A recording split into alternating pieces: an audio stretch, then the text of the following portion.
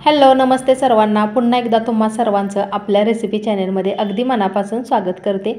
आज मी तुम्हाला अशी रेसिपी बनवून दाखवणार आहे जी की सगळ्यांच्या शरीरासाठी खूप फायदेशीर आहे। त्याचे बरेच सारे फायदे आहेत आणि याचे गुणधर्म, याचे फायदे काय काय आहेत हे सुद्धा पुढे मी तुम्हाला सांगणार आहे। त्यामुळे व्हिडिओ स्किप न करता संपूर्ण पहा। तर इथे पहा, मी शेवग्याचे छोटे छोटे कोवळे ठांपे घेतलेले आहेत। आता तुम्हाला असंही वाटलं असेल की शेवग्याची भाजी निवडायची म्हटलं तर खूप वेळ जातो, एक एक पान कधी तोडत बसायचं। तर यासाठी सुद्धा एक आयडिया मी सांगणार आहे, जेणेकरून एक एक पान तोडण्याची काही आवश्यकता नाही। तर सगळ्यात अगोदर काय करायचं आहे, व्यवस्थित ह्याची पानं बघून घ्यायची। म्हणजे एखादं पान किडकं असतं किंवा एखादी छोटीशी अळी वगैरे असू शकते, त्यामुळे व्यवस्थित पानं बघून घ्यायची, थोडीशी अशी झटकून घ्यायची। आणि नंतर काय करायचं आहे, अशीच पानं गुंडाळून ठेवायची। मग एखाद्या सुती कपड्यामध्ये ठेवा किंवा अशी पेपरमध्ये गुंडाळून ठेवली तरी चालतं। एक 4 ते 5 तास पानं अशी गुंडाळून ठेवायची। तुम्हाला दुसऱ्या दिवशी जर भाजी बनवायची असेल तर आदल्या दिवशी जरी अशी पानं झाकून ठेवली ना तरीही चालतं। तर इथे पहा, एका सुती कपड्यामध्ये काल रात्री मी भाजी अशी गुंडाळून ठेवली होती आणि आता ही दुसऱ्या दिवशी बघा, याची पूर्ण पानं अशी गळालेली दिसतात। म्हणजे एक एक पान तोडण्याची काय आवश्यकता नाही। याचे अलगद असे ठांपे उचलायचे आणि खाली बघा पूर्ण याचा पाला गळून पडलेला आहे। तर यामध्ये याच्या कोवळ्या काड्या सुद्धा आहेत, त्या सुद्धा सगळ्या काढून घ्यायच्यात। पहा, ज्या काही काड्या पडलेल्या आहेत पानांच्या त्या सगळ्या मी एका बाजूला काढून घेते आणि हा जो उरलेला पाला आहे तो एखाद्या सुपामध्ये किंवा ताटामध्ये घेऊन पाकडायचा। म्हणजे काय होतं की बारीक बारीक ज्या छोट्या छोट्याशा काड्या असतात त्या पटकन लगेच बाजूला निघतात। सगळी पानं मी पाकडून घेतल्यानंतर पहा, आता ही एका चाळणीमध्ये काढून घ्यायची। खाली एक भांडं घेतलेलं आहे, त्यावरती चाळणी ठेवली आणि त्यामध्ये शेवग्याची पानं घातलेली आहेत आणि यामध्ये पाणी घालून स्वच्छ अशी चांगली चोळून चोळून धुवून घ्यायची।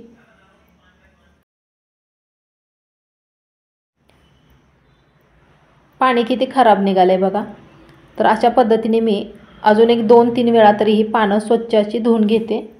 शेवग्याच्या पानांमध्ये भरपूर असे गुणधर्म असतात, त्यामुळे आपली रोगप्रतिकारक शक्ती वाढते आणि या भाजीमध्ये अ जीवनसत्व असल्यामुळे आपल्या डोळ्यांचे आरोग्य वाढते। त्यानंतर हाडांना सुद्धा मजबूती येते आणि अजून बरेचसे फायदे पुढे मी तुम्हाला सांगणार आहे। पण आता भाजी पण धुवून झाली आणि पटकन भाजी बनवायला घेते। कढई गरम करायला ठेवली, त्यामध्ये थोडंसं 1 चमचाभर तेल घातलेलं आहे आणि त्यानंतर एक 7-8 लसणाच्या पाकळ्या अशा ठेचून घालायच्या। जर एखाद्याचे वजन वाढलेले असेल, म्हणजे जास्त वजन वाढलं असेल, तर आठवड्यातून 1-2 वेळा तरी ही भाजी खाल्ली पाहिजे, म्हणजे आपलं वजन नियंत्रणात राहण्यास मदत होते। थोडासा लालसर कलर होईपर्यंत लसूण परतून घेतला आणि त्यानंतर इथे एक कांदा मी चिरून घातलेला आहे। तुम्हाला जर जास्त कांदा आवडत असेल तर जास्त घाला।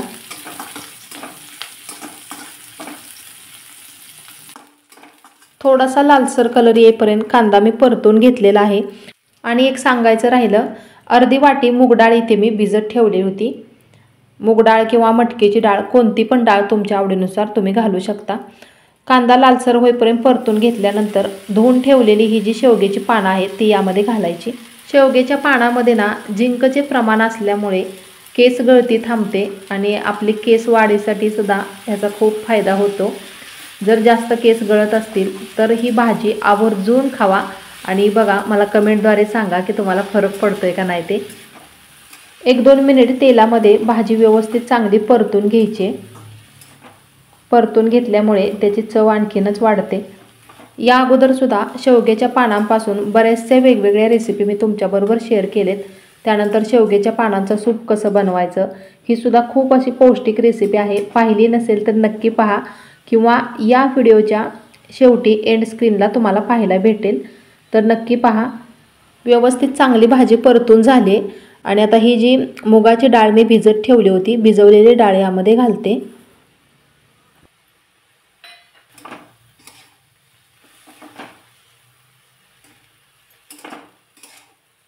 चांगली 2 मिनिट भाजी व्यवस्थित परतून घेतलेली आहे आणि आता यामध्ये चवीनुसार मीठ घालायचे।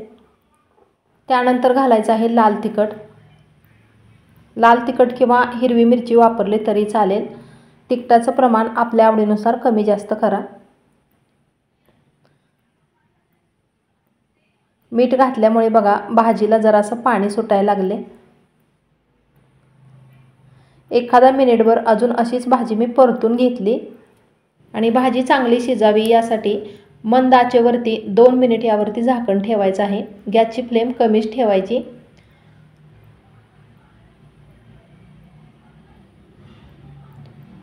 बघा यातलं जरासं पाणी आटलेलं आहे भाजीमधलं। मस्त अशी चवदार भाजी लागण्यासाठी इथे मी शेंगदाण्याच्या कुटाचा वापर करते। भाजलेले शेंगदाणे असे जरासे मोठे मोठे बारीक करून घेतले होते, म्हणजे जाडसर शेंगदाण्याचं कूट यामध्ये घालायचं आहे।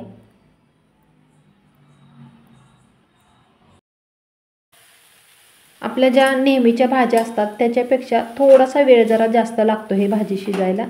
खूप अशी सुटसुटीत म्हणजे कोरडी भाजी झाली आहे। मग काय करायचं आहे, थोडंसं पाणी यावरती शिंपडायचं आहे। जास्ती पण पाण्याचा वापर नाही करायचा, नाहीतर याची चव बिघडते।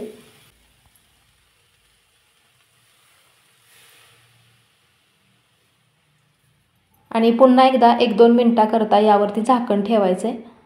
एखाद्याला शेवग्याच्या पानांची भाजी खायला अजिबात आवडत नाही, तर अशा वेळेला याचे वडे किंवा तुम्ही बरेचसे रेसिपी मी तुम्हाला करून दाखवलेले आहेत।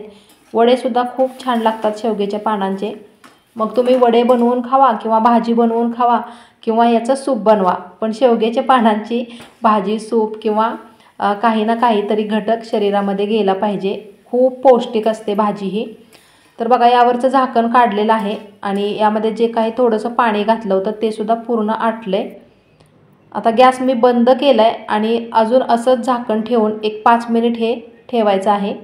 एकदम मस्त अशी गरमागरम शेवग्याच्या पानांची भाजी तयार आहे।